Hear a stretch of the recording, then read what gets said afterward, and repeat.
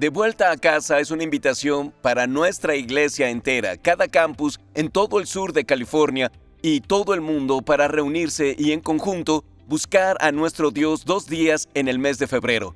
Bien, en el día a día venimos a la iglesia para alabar, pero a veces, entre tanto que hacer, aún durante el servicio, puedes perderte lo que Dios quiere para ti y tu vida.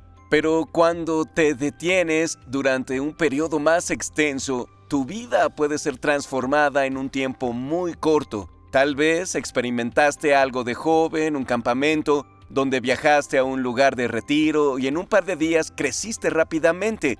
Te conectaste con otras personas, oíste mensajes inspiradores, adoraste a Dios y encontraste su presencia de una forma nueva. De eso se trata De Vuelta a Casa. Es una reunión en el campus de Lake Forest, donde oraremos, alabaremos y oiremos prédicas, y donde todo se centra en Dios, se centra en ti y tu relación con Dios y en que tengas un nuevo encuentro con Él, de manera que puedas ir de vuelta hacia Él. Y así colectivamente que el corazón de la iglesia se acerque a Dios y digamos al entrar a este nuevo tiempo, capítulo 2 de la iglesia con la iniciativa Hora de Soñar que se acerca, digamos: Dios, antes de empezar a soñar, empezaré a volver a ti. Hoy quiero invitarte, limpiar el calendario, viajar, quédate aquí en algún hotel o con amigos del área y por 2 o 3 días detente, que tu mente se calme y encuentre a Dios de una forma que pueda transformar tu vida. Va a ser un momento que marque nuestra historia. Al mirar atrás, veremos ese gran cambio. Hay muchos de ustedes que van a decir: todo cambió en mi vida, todo cambió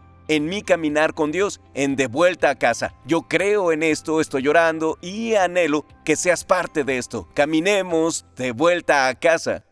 Hola a todos. Bienvenidos a todos los campus, los que nos ven en línea. Estamos muy agradecidos con todos ellos. Esta semana es muy especial porque juntos vamos a estudiar desde nuestras casas. ¿No es así, Saddleback? Nos alegra verlos aquí. Todo es diferente con ustedes, su pasión y energía. Los amamos y vamos a pasar un bello día juntos en todos los campus, con múltiples generaciones, adorando a Dios, leyendo la Biblia. Dios hará algo muy especial en nuestro tiempo juntos hoy. Me emociona ver dónde nos encontramos, ver lo que se viene pronto. Este miércoles en el campus de Lake Forest, como ya mencioné, nuestra reunión. Por meses oramos y nos preparamos para este evento. Quedan pocos asientos para el evento y sé que hay muchos que han luchado en su interior, no se han registrado aún, queremos verte ahí. Creemos que será un momento monumental en la historia de la iglesia para avanzar hacia el futuro. Así que no olvides anotarte hoy. Puedes hacerlo en la app y también se puede en el programa digital. Después de esto, la otra semana lanzaremos una iniciativa de visión que llamamos Hora de Soñar. Se trata de un llamado a tener más sueños para tu vida, tu familia, iglesia, comunidad y el mundo. Dios quiere llamarte a algo más grande. Te ha dado su sueño. Eso es lo que viene. Es una serie de 6 partes.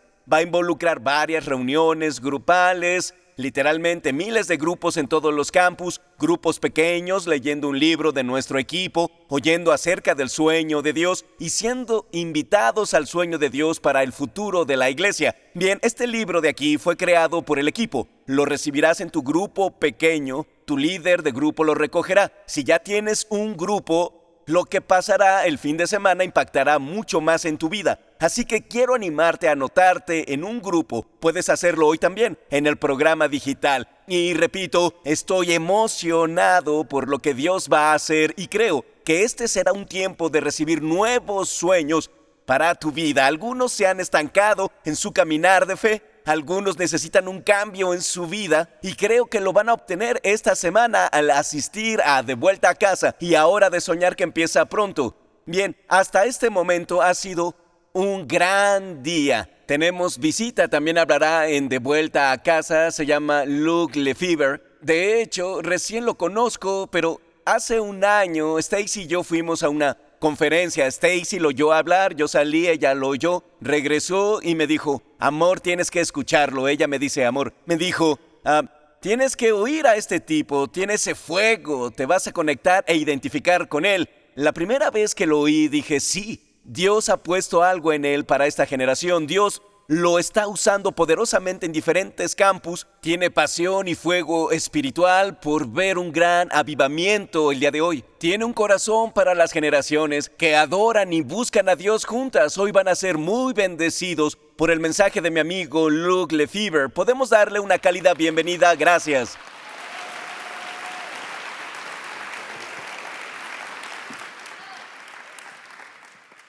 Es tan bueno estar aquí con todos. Qué gran honor estar aquí con todos en Saddleback, en todos sus campus. Quiero saludarlos. Me siento muy honrado de estar aquí con todos hoy. Antes de empezar, quiero tomar un momento para orar, pedirle a Dios que Él obre, así que vamos a orar. Señor, esta no es una oración que solo se hace antes de un mensaje. Dios, me acerco a ti y te pido que obres. Dios, en cada lugar donde se escucha mi voz, ya sea un campus, ya sea en la transmisión en vivo, te pido que obres. Espíritu Santo, danos algo nuevo, toca las vidas. Dios, te pido hoy que hagas lo que ni yo, ni todo el fervor humano, el intelecto o la retórica, ni la calidad del mensaje puede hacer. Te pido que obres. Ven, Señor, en el nombre de Jesús. Amén. Entonces, hoy vamos a mirar dos pasajes específicos de la Biblia. Primero, vamos a ver Malaquías capítulo 4. Y luego vamos a ver Lucas capítulo 1. Estos son pasajes interesantes porque uno concluye el Antiguo Testamento.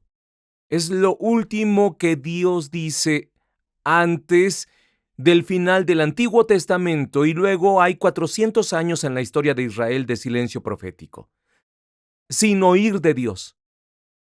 Y luego retoma en Lucas capítulo 1 cuando la voz de Dios se anuncia al pueblo de Dios. Entonces son dos pasajes únicos de la Biblia y es fascinante poder ver los paralelos entre estos dos. Lo que vamos a hacer es ir directo a ellos, pero antes de ver Malaquías voy a darles el contexto. Es el último libro del Antiguo Testamento. En realidad el tema general de Malaquías es un clamor de Dios que dice, yo anhelo morar con ustedes. Quiero acercarme al inicio. Dios habla a través del profeta Malaquías y clama desde su corazón y dice, yo los he amado. Le dice al pueblo de Israel, yo los he amado, pero ustedes me han despreciado. Y hay un momento donde Dios dice, si no vuelven a mí, dice, se han ido, y si no vuelven a mí, voy a quitarles mi presencia. Y aquí quiero darles un marco teológico simple. Si piensas quitar su presencia, pero Dios es omnipresente, ¿cómo se aleja o se acerca? ¿Qué quiere decir con eso? Pues hay una diferencia entre estos dos conceptos teológicos. Está la omnipresencia de Dios, donde Dios está en todas partes todo el tiempo. Al mismo tiempo, el salmista dijo, si subo al cielo, allí estás tú. Si desciendo a la tumba, allí estás tú. ¿A dónde huiré de tu presencia? Es una pregunta retórica. No hay lugar. Está en todas partes. Pero hay una diferencia entre su omnipresencia y su presencia manifiesta. La diferencia sería por ejemplo, si estás en una sala o en otro campus, estás aquí viendo en línea, dices, Dios está aquí. Sé que está aquí, teológicamente lo entiendo. La diferencia con su presencia manifiesta es que en una dices, Dios está aquí teológicamente, y en la otra está aquí experiencialmente. Es pasar de decir, sé que Dios está aquí, a decir, oh, Dios está aquí. Y Dios en Malaquías dice que quiero estar con ustedes y manifestar mi presencia, pero me han despreciado. Y dice, pero si vuelven a mí, yo volveré a ustedes. Y nos dice, Dios dice cosas algo impensables en el libro de Malaquías. Hasta dice en un punto lo que pasaba es que el pueblo ofrendaba sacrificios a Dios que eran los restos, lo peor, en vez de las primicias. le dejaban los residuos, así que en vez de darle a Dios un sacrificio como por ejemplo traer un carnero al templo, traían un animal cojo o ciego, el que sobraba. Ellos no decían: Dios, te doy lo mejor de lo que tengo. Y Dios dice: ¿quién de todos ustedes, dice, cerrará las puertas del templo? Ponte a pensar, para que no enciendan en vano el fuego de mi altar. Es una frase impensable. Él dice: preferiría que cerraran las puertas del templo y no puedan entrar, si no van a darme lo mejor y van a volver hacia mí. Y ese es el tono de Dios en todo Malaquías. Dice: vuelvan a mí y volveré a ustedes. Dios clama y les dice: vamos, dice, quiero volver a ustedes, los he amado, volverán a mí, se acercarán. El libro de Malaquías termina en el capítulo 4, versos 5 y 6, y esto inaugura 400 años de silencio en el cielo. Esto es lo que dice. Al leerlo podrías decir: es muy interesante, es lo último que Dios dijo, fascinante. Dice, desde el versículo 5, estoy por enviarles al profeta Elías antes que llegue el día del Señor, día grande y terrible. Él hará que los padres se reconcilien con sus hijos, y los hijos con sus padres. Así no vendré a herir la tierra con destrucción total. Volveré ahí un segundo. Luego pasaron a Lucas capítulo 1. Hay 400 años de silencio profético. Sin oír de Dios no pasa nada. ¿Dónde está Dios? ¿Va a hablarnos otra vez? Señor, ¿dónde estás? Te anhelamos. Una de las cosas que se dicen sobre el Antiguo Testamento, o más bien sobre el Nuevo Testamento, es que en este tiempo el templo original de Salomón fue destruido. Y lo reconstruyó en ese tiempo Herodes el Grande. Era una de las 7 maravillas del mundo, era asombroso. Pero todos estaban más atrás, al tiempo de Salomón, el templo original donde estaba Dios, hablando de la presencia manifiesta de Dios. Es un gran templo. Dice que cuando se dedicaron al templo, que la presencia de Dios, la gloria de Dios venía y llenaba el templo como una nube tan densa que incapacitaba a los sacerdotes. No podían ministrar porque la presencia de Dios se sentía tan pesada. Pero en ese punto, con este nuevo templo que construyeron, realmente ellos pensaban, entendemos, que la presencia manifiesta de Dios ya no está de esa forma. Ahora esto se ha vuelto solo un símbolo. Es grandioso, es opulento, es increíble, pero la presencia de Dios no está aquí como antes. Y en ese templo, en Lucas capítulo 1, el sacerdote Zacarías estaba en ese templo, repito, 400 años de silencio. Estaba en ese templo cuando de pronto, mientras ministraba, él y su esposa clamaban a Dios por un hijo. Ya estaban muy ancianos, él estaba en ese templo. Y dice, en esto un ángel del Señor se apareció a Zacarías a la derecha del altar del incienso. Al verlo, Zacarías se asustó y el temor se apoderó de él. El ángel dijo: no tengas miedo, Zacarías, pues ha sido escuchada tu oración. Tu esposa Elizabeth te dará un hijo y le pondrás por nombre Juan. Tendrás gozo y alegría y muchos se regocijarán por su nacimiento, porque él será un gran hombre delante del Señor. Jamás tomará vino ni licor y será lleno del Espíritu Santo aún antes de su nacimiento. Y luego dice, hará que muchos israelitas se vuelvan al Señor su Dios. Habla de volver. Entonces me imagino el momento. Zacarías habría sabido las palabras de Malaquías, pues era lo último que su pueblo había oído de Dios. Habría sabido esos versículos muy bien. Seguro le sonó familiar que antes de que Dios regresara a nosotros, esto es lo que iba a suceder. Y esto es lo que dice el ángel. Dice justo lo mismo que Malaquías. Él irá primero delante del Señor con el espíritu y el poder de Elías, para reconciliar a los padres con los hijos y guiar a los desobedientes a la sabiduría de los justos, es decir, los hijos a los padres. De este modo preparará para el Señor un pueblo bien dispuesto. Esto anticipa el mensaje de Juan el Bautista, que preparó el camino para que Jesús llegara a la nación. Preparó el camino para que Jesús llegara y se acercara al pueblo. Así preparó el camino para Jesús. Cuando Zacarías estaba en el templo, ni siquiera imaginó que Dios mismo iba a caminar en medio de su nación. Le dijo esto: preparará un pueblo bien dispuesto, pero me parece fascinante lo que tanto Malaquías como Lucas dicen: preparará un pueblo. Dicen que son las generaciones acercándose unas a otras. Parecen decir, ¿saben cuál será la tentación? va a hacer que la generación más joven mire a la anterior y diga que no sabe lo que pasa y que no la necesitan. Y la tentación será que esa generación hable y critique a los jóvenes en lugar de luchar por ellos con compasión. Y dice que si hay un cambio donde los jóvenes digan volvamos todos a Dios, donde los mayores también lo digan y se unan y reconozcan que es hora de un regreso conjunto, cada edad, cada etapa, si estamos vivos en el mismo tiempo, Dios nos llama a regresar a Él. Si se unen de esa manera, Dios dice, veo una puerta abierta, puedo entrar allí. Eso preparará el camino.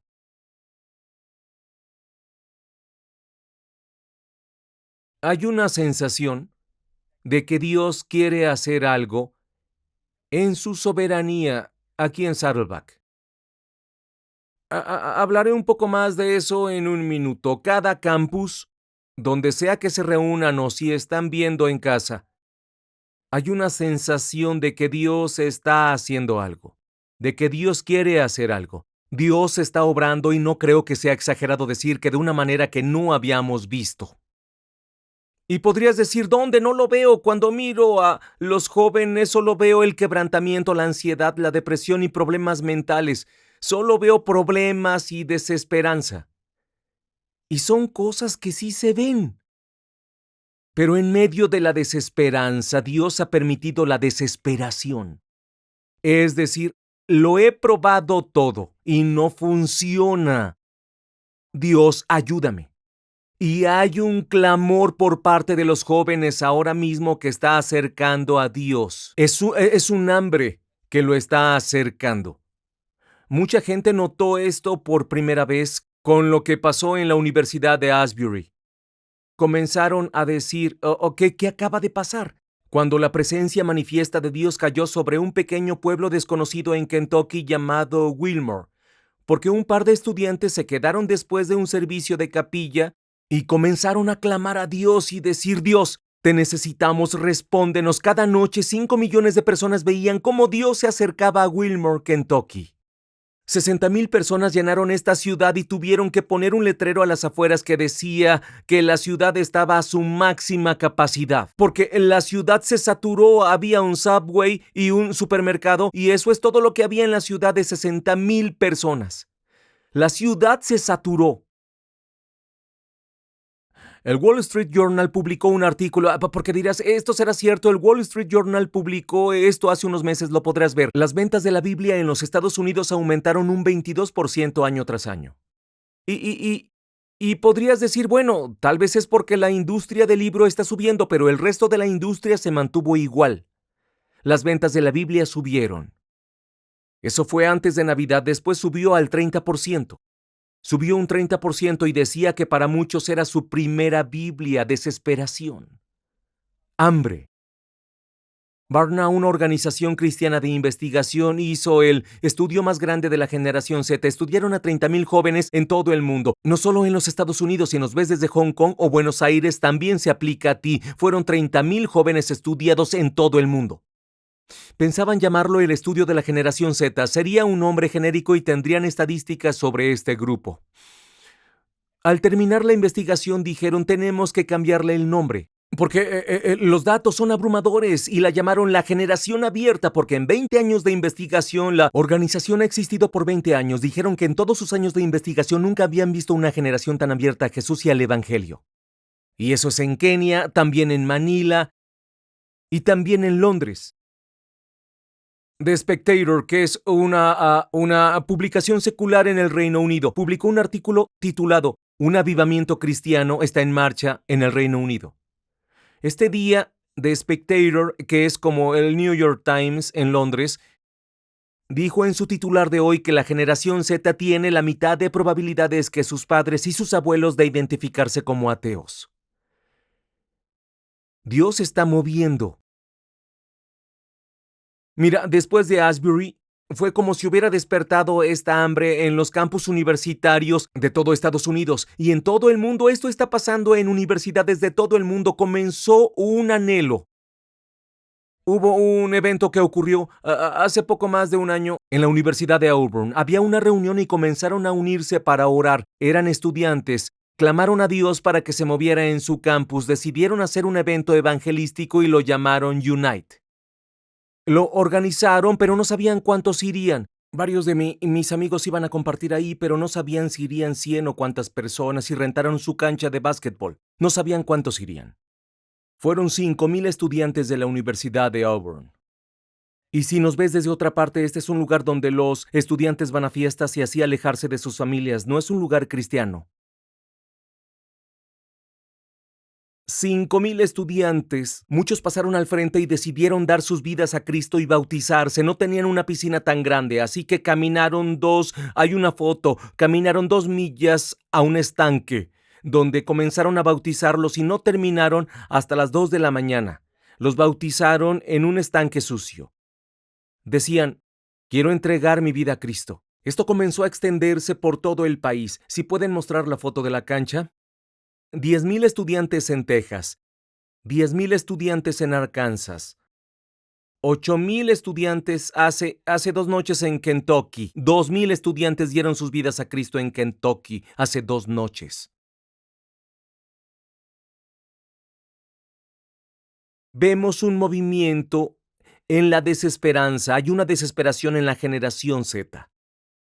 Pero hay algo que escucho a menudo y me parece muy interesante. La gente dice, la generación Z está comenzando un avivamiento en nuestro país y en esta generación, y yo digo, sí, y porque hay gente que ve esto y dice, quizá es el clima político adecuado. Tal vez sea la combinación correcta de naturaleza y crianza, quizás sea que el posmodernismo y secularismo están desfasados y tenemos el clima político adecuado. Yo creo que en realidad esta es evidencia de Dios respondiendo a las oraciones de su pueblo.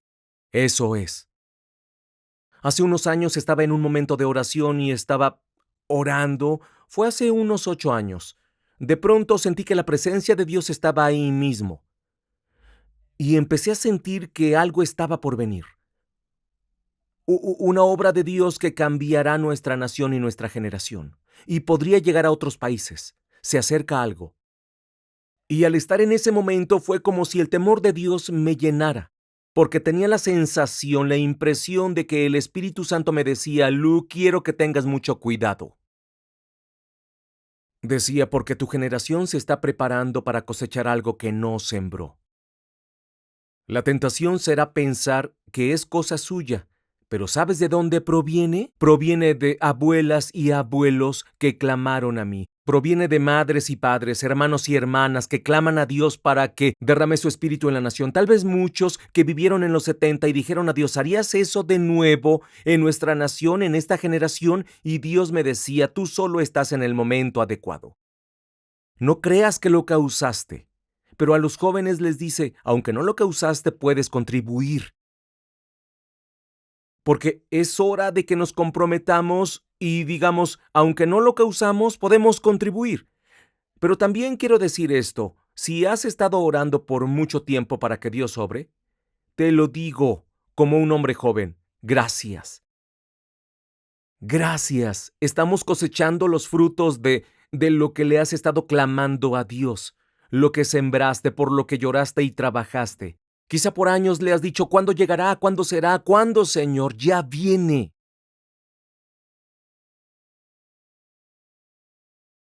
Sabes, cuando era más joven, vivía a la vuelta de la esquina de mi abuelo.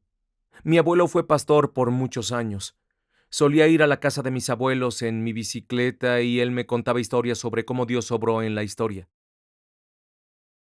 Recuerdo escuchar las historias, lo que produjo este disgusto santo en mi corazón y dije, no es posible. No puedo vivir viendo menos que eso. Si eso es lo posible, no puedo solo asistir. No puedo solo hacerlo porque Dios, la presencia, las historias de tu presencia manifiesta acercándose a un pueblo. Dios, sigues haciendo eso en mi tiempo. Tendrás que despegar mis manos frías de la puerta y hacerme entrar. Dios, quiero hacer eso. Recuerdo que había una historia que mi abuelo contaba muchas veces, le encantaba. Mi abuelo murió en mi último año de preparatoria y hubo una historia que cautivó su corazón justo antes de morir. Compiló una carpeta con todas las historias que encontró en internet. Fue muy gracioso, no sabía imprimir cosas, así que le pidió a mi abuela que lo imprimiera y lo puso en una carpeta para mí. Fue increíble. Creó la carpeta y me la dio justo antes de morir y dijo, Luke, léela.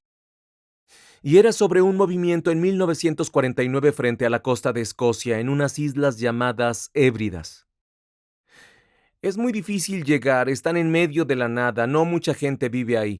Pero en este año, en estas pequeñas islas de la costa norte de Escocia, todas las iglesias de ese tiempo estaban perdiendo jóvenes. Simplemente se estaban yendo porque muchos que habían servido en la Segunda Guerra Mundial volvieron sin ilusión y dejaron la iglesia como una hemorragia de jóvenes. Estaba vaciando. Y había dos ancianas en la isla llamadas Peggy y Christine Smith. Tenían 82 y 84. Tengo una foto, 82 y 84 años. Peggy era ciega. Christine estaba encorvada por la artritis. Vieron el estado de la iglesia en sus islas y dijeron, no nos parece bien. En lugar de ver la próxima generación y solo hablar de ellos y decir a dónde van, dijeron, no confían en Dios, en lugar de criticarlos, decidieron pelearemos por ellos. Así que decidieron 3 noches a la semana, desde las 10 p.m. hasta las 3 de la madrugada. Por 3 noches dijeron, pediremos que Dios derrame su espíritu en las islas. Pues dijeron que a propósito querían hacer algo que les costara en sus oraciones. Dijeron como el rey David, no ofreceré a Dios un sacrificio que no me cueste nada. Es como en Malaquías, dice, Dios, si vuelves a mí, dame lo primero y lo mejor. Volveré a ti. Empezaron a clamar a Dios y mientras clamaban a Dios, creyeron recibir una promesa de Isaías 44, versículo 3, que dice, regaré con agua la tierra sedienta y con arroyos el suelo seco. De esa forma empezaron a orar, decían, Dios, esta es tierra seca, sedienta, terreno seco, derrama tu espíritu. Así clamaban a Dios. Y tras varias semanas de orar así, Peggy tuvo una visión. Tuvo una visión de su iglesia llena de jóvenes y un ministro predicando en el púlpito. Así que fue a algunos pastores de las iglesias y esto es genial. Tomó a los pastores más jóvenes de la oreja y dijo, oye, Dios hará algo. Y por su respeto a ellas, los pastores, Peggy y Christine, por respetarlas, les dijeron, bien, oraremos también. Comenzaron a buscar jóvenes y pastores y a reunirlos en un granero y al mismo tiempo que las mujeres de 10 p.m. a 3 a.m. decidieron orar 2 noches por semana. Me encanta, ni siquiera pudieron ir 3 noches, aunque estas ancianas podían. ¡Vamos, chicos! Pero 2 noches oraban en el granero. Dios, hazlo. Y una noche en el granero estaba un joven ahí con ellos. Y mientras estaban orando, el joven se detuvo. Sintió el impulso de leer el Salmo 24 que dice, ¿quién puede subir al monte del Señor? Digo, en él, hablando del monte del Señor, en el templo de Dios, hablando de la presencia de Dios, dice, el de manos limpias y un corazón puro que no adora ídolos vanos. Se detuvo y dijo, me parece que no tiene caso seguir orando como estamos orando para que quienes están perdidos se reconcilien con Dios en nuestras islas y no tenemos una relación correcta con Dios. Y él clamó diciendo, oh Dios, mis manos están limpias, mi corazón es puro. Sintieron que la presencia de Dios golpeó el granero. Todos los hombres se postraron llorando, arrepentidos con Dios, y en ese momento la presencia de Dios, su presencia manifiesta, descendiendo como una manta a toda la isla.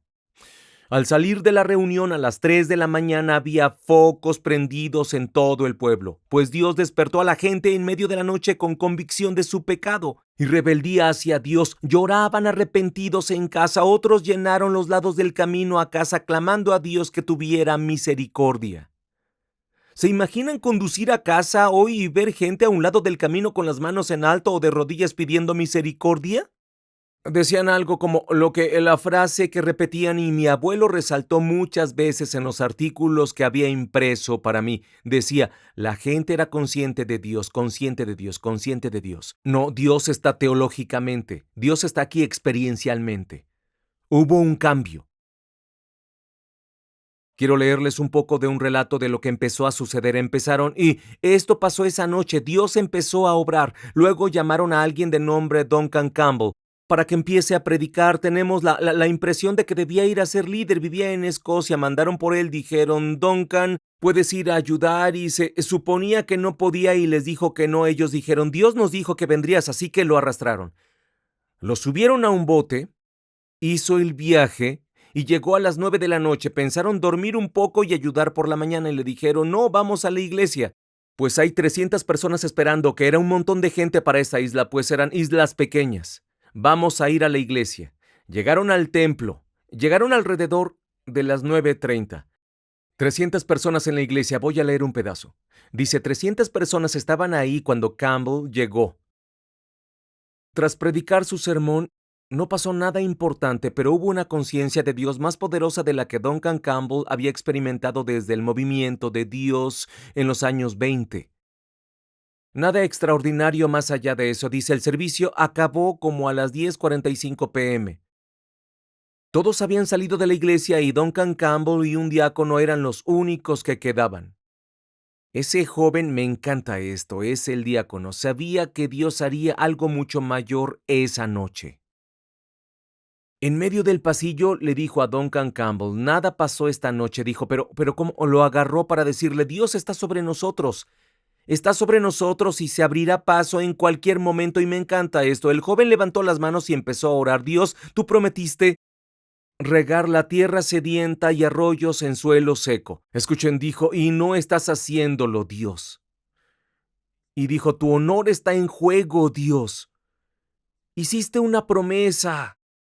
Dijo, de que lo harías. Rogó a Dios con la promesa. Dijo, tú dijiste que harías esto.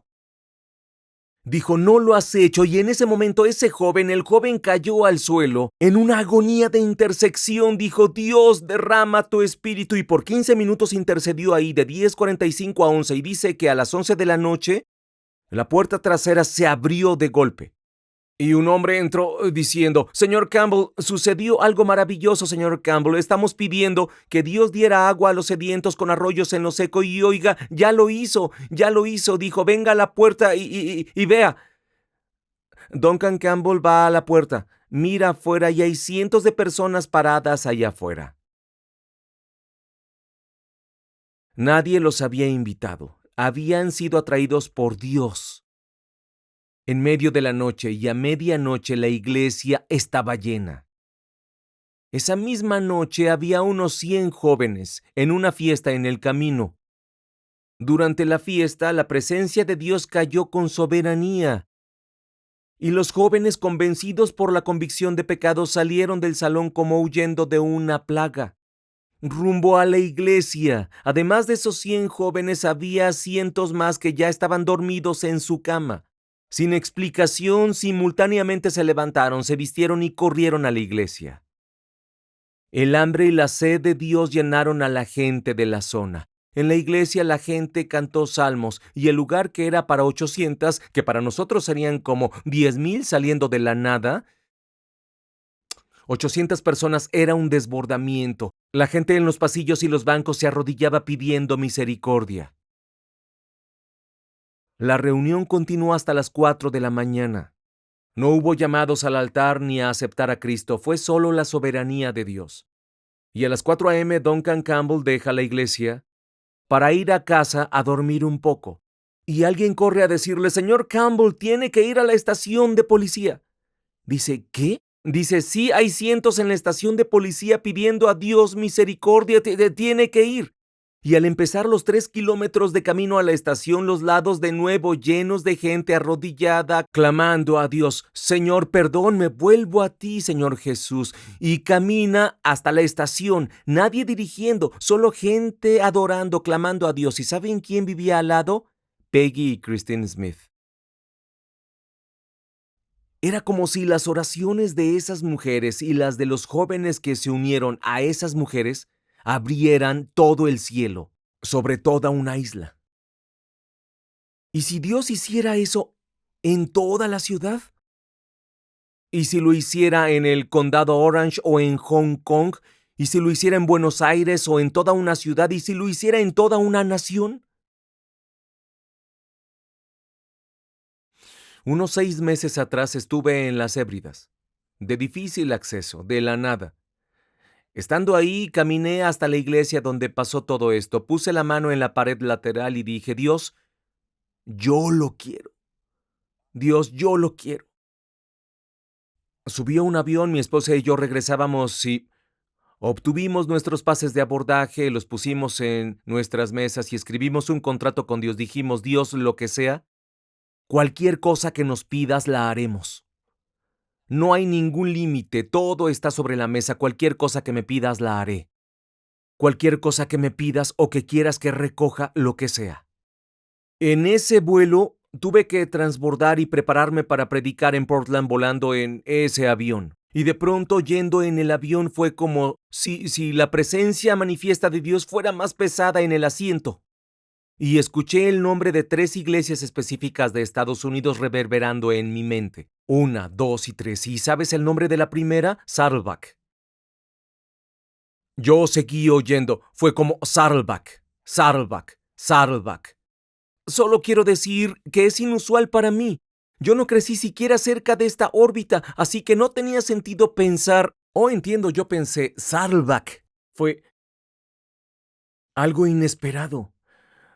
Anoté los nombres de las iglesias, dije, Señor, ¿qué estás diciendo? Y sentí que el Señor decía, quiero derramar mi espíritu en esos lugares.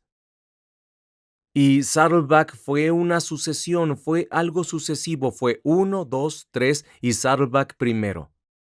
Saddleback primero. Ahora yo no conocía a Andy ni a Stacy, entonces creo que habíamos hablado en Instagram 1 o 2 veces.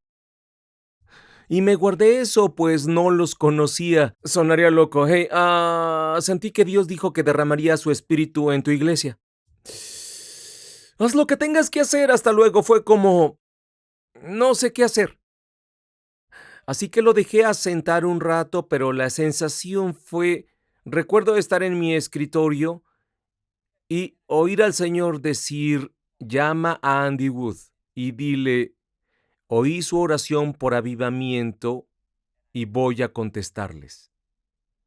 Y yo pensé, yo no sé si pidieron avivamiento. Digo, yo no sé el contexto, no lo sé, tal vez sí. Y eso pensé. Así que me lo guardé unas semanas. Y de nuevo estaba en mi escritorio. Y de repente solo sentí una presión en el corazón. Dijo, llama a Andy Wood ya. O le diré a alguien más que lo haga. Fue como si fuera una urgencia de Dios. Él decía, hay algo que quiero hacer ya. Así que le escribí a Andy, hola, siento que hay algo que debo decirte. Hablamos por teléfono, hablé con Andy y yo me explayé. Creo que Dios dijo que escuchó, que pidiera un avivamiento y está listo para responder. Mi sensación era que debía haber un impulso para iniciarlo. Se lo compartí a Andy. Y pensé, Señor, te obedezco, dije que lo haría, lo llamaré, te diré esto, te obedezco. Aquí vamos. Me llamó al día siguiente. Dijo, compramos un dominio llamado De Vuelta a Casa.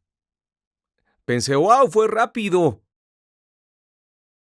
Me dijo, hablé con Stacy, dijo, ¿por qué tendríamos que orar por lo que ya hemos pedido?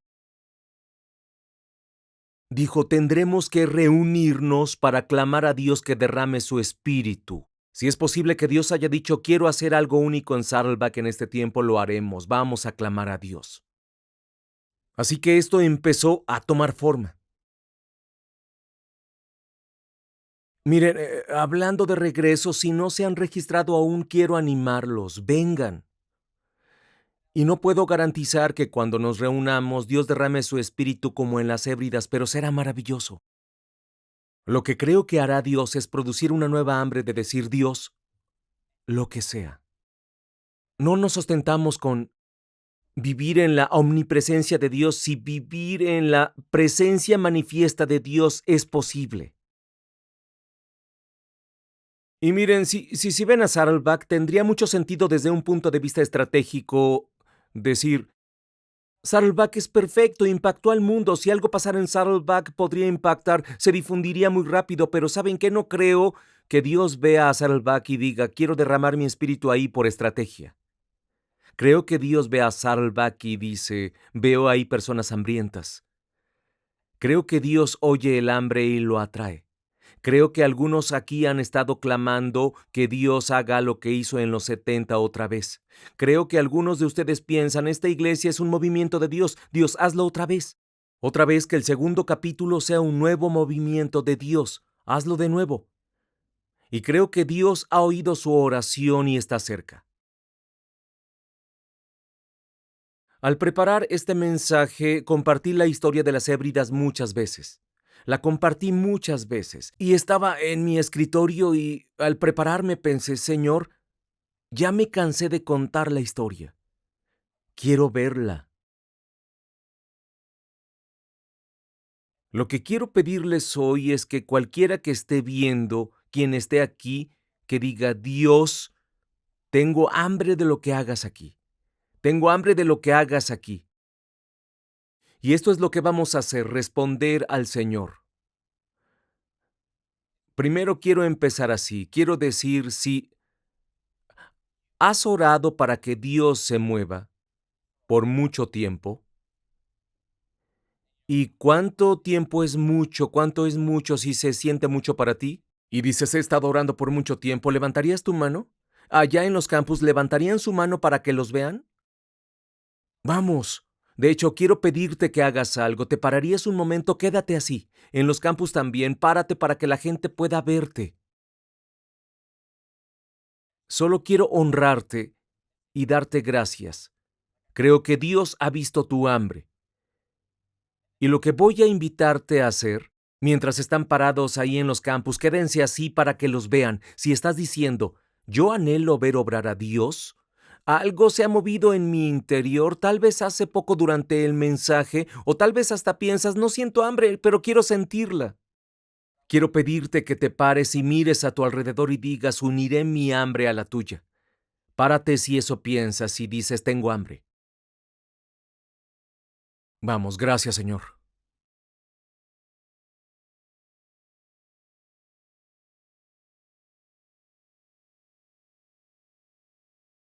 Y esto es lo que haremos para responder en todos los campus. Mira, esto no puede ser solo la generación anterior diciendo que se acercará a Dios. Esto no puede ser solo los jóvenes diciendo que se acercarán a Dios. Esto no puede ser solo la generación intermedia la que diga que se acercará a Dios. Tiene que ser un regreso en conjunto. Todos tenemos una responsabilidad personal de decir, si yo no lo hago, Dios dice en Malaquías que dice que si esto no sucede, Él va a herir la tierra con destrucción total. Es decir, que si no son todos, no sirve. Pero si son todos, Él ve un espacio abierto por el que puede entrar. Y lo que pido es que esta noche, donde sea que estés, desde donde nos acompañes, que Dios vea un espacio abierto en Saddleback y Dios diga, puedo entrar. Él ve el hambre y ha visto a los jóvenes ir con otras generaciones diciendo, los necesitamos. Los honran diciendo, gracias, recogemos los frutos de lo que plantaron. Y también dicen, haremos nuestro trabajo, no lo causamos, pero podemos contribuir. Y la generación previa bendecirá a los más jóvenes diciendo, los necesitamos su celo y su hambre.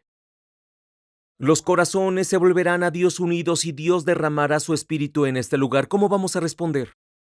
Aquí en los campus va a haber un representante de cada generación que pasará y van a orar y a pedir que Dios derrame su espíritu. Los jóvenes pedirán a Dios que honre a las generaciones mayores y le darán gracias por ellos. Gracias por su cosecha. La generación anterior bendecirá su celo y cómo Dios obra en la próxima generación y dirá, Dios, ¿derramarías tu espíritu? Ahora le doy paso a los pastores de campus en cada lugar para continuar con este momento.